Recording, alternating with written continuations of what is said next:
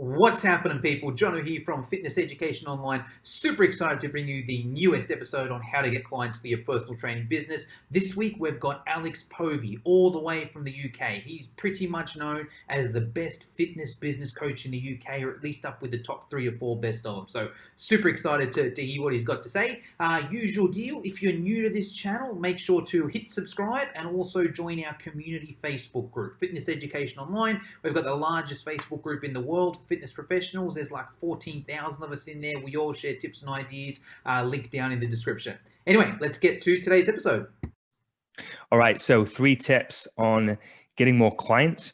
And I'm going to take a big box gym as an example, because this is a great place to start out, first of all, as a personal trainer in the industry, because there's a good reason for it. There's plenty of prospects in front of you that you can really approach and turn it into clients, right? So this is a great place to start off. This is a tip in itself when you come into the industry, is pick a big box gym. Now, I've worked with a ton of offline personal trainers in big box gyms. And here is my first tip.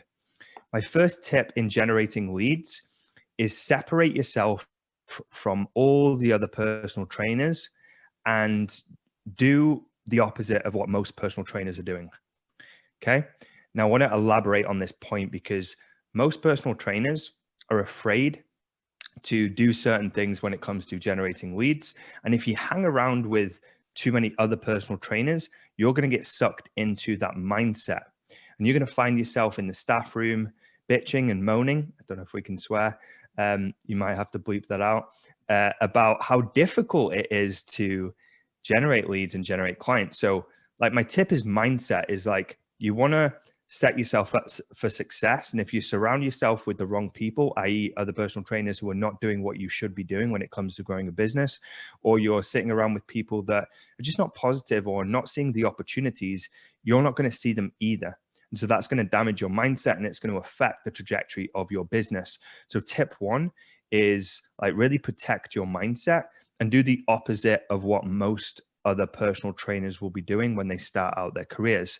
Now, number 2 is you don't want to get distracted by too many methods of marketing.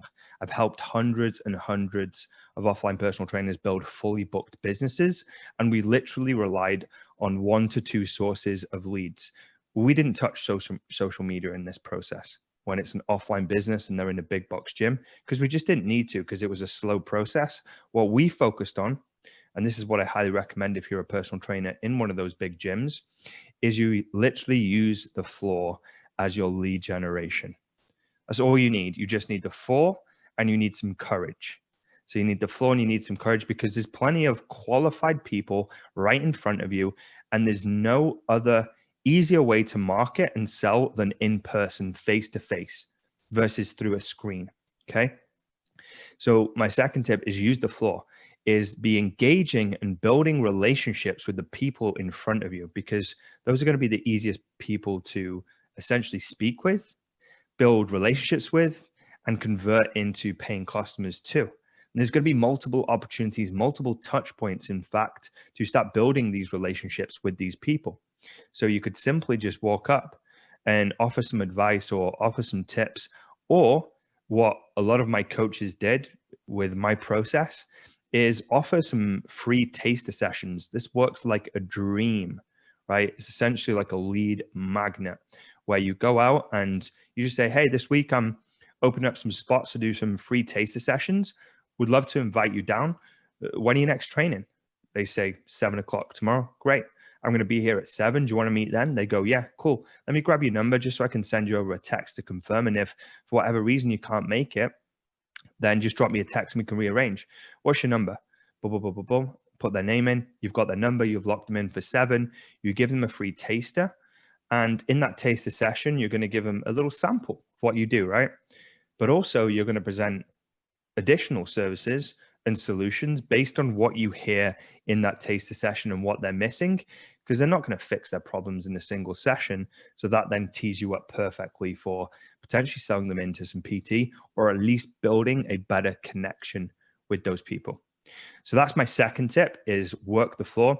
Now, my third tip is remember that people are not always in a position to buy, and there's multiple different buying cycles or buying periods. So I'm going to teach you a little bit about marketing in this tip. And the market essentially is broken down into 3 segments.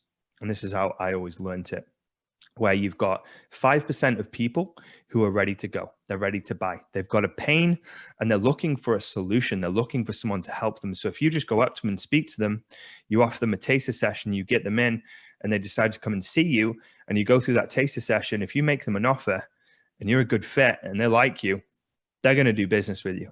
But that's only 5% of the market who are ready to go right now. So there's some quick wins. There's some low-hanging fruit out there in every market. Now, the next group of people, the 45% of people, they kind of have a problem. They're kind of aware of a problem, but they're not in a buying mode. They're not in the buying pocket. So maybe they're going to buy at some point in the future, maybe 30, 60, 90 days, maybe 2 years from now. I have people that have known me for 2 years and then start doing business with me.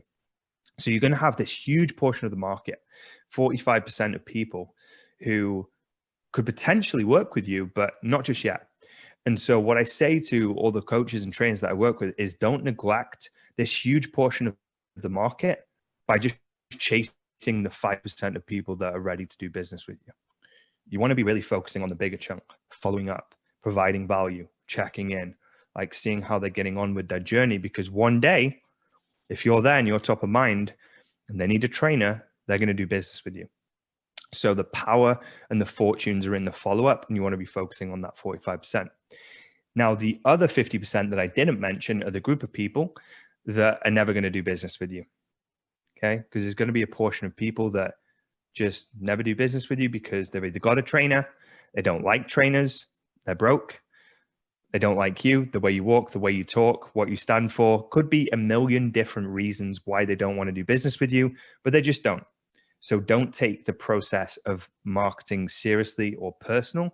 It's just business, okay? 5% of people will buy from you straight away. 45% of people will buy from you at some point in the future.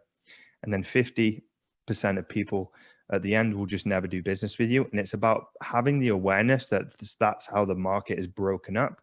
And that then gives you the best opportunity to seize what is in front of you and not get discouraged when you get knocked back or when people say no or when you don't make a sale this week. And those are my 3 tips.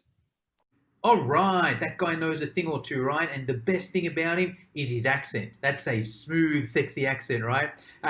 Anyway, Alex, if we want to hear more about you, where do we go? Yeah, so if you want to find out more about what I do and really just get a ton more value, I've been spending the last 2 years building a podcast specifically for coaches and personal trainers. And this is a great resource for any coach who's looking to upskill their mindset, upskill their sales, their marketing, their social media. And the podcast is the Coaching Ignited Show. So the Coaching Ignited Show, you can find that on all the major platforms, including Spotify and iTunes, Stitcher. It's on all the platforms, and you can find that by clicking the link down below or in the description, and that will take you over to, over 2 years worth of shows, tons of content and loads of good resources for you to get stuck into. So that's it for today's episode. I would love to invite you into the Fitness Education Online Community Facebook group if you're not in there already. It's a free Facebook group. There's thousands of trainers in there. We all share tips and ideas. Everyone's super supportive. And that's really what we do at Fitness Education Online. So I'll see you in there.